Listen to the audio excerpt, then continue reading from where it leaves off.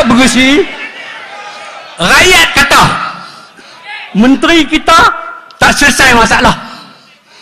Ada saja isu menteri duk cari helah, menyebabkan rakyat tak tentu arah. Mai pilihan raya Barisan Nasional ada Batak Bangka. Contoh, bila bayaran elektrik sikit naik atas, menteri kata jangan pakai aircon, pakai kipas. Yang ada kipas elektrik disuruh pakai kipas ketat. Makan ubi kayu kalau tak cukup berat.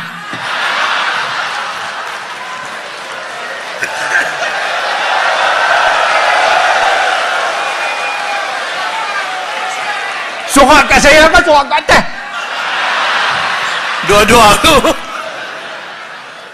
Dalam pasaran dulu susah dapat gula. Kita minta sekilo, dia bagi secamca. Ibu tunggal di kampung dah seminggu tak berniaga. Menteri kata gula kencing manis, kesihatan kena jaga.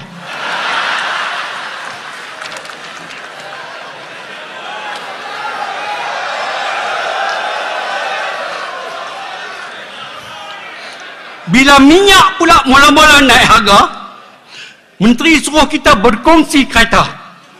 Dia suruh pergi kerja naik basikal atau beca. Perkhidmatan awam tak tambah infrastruktur. Menteri kata bulan Ogos baru minyak naik harga. Tak dan bulan 8 naik terus lepas bulan 2. Apa menteri cakap, akak umbi dah tak percaya. Ikut kata mereka, cakap macam burung kakak tua.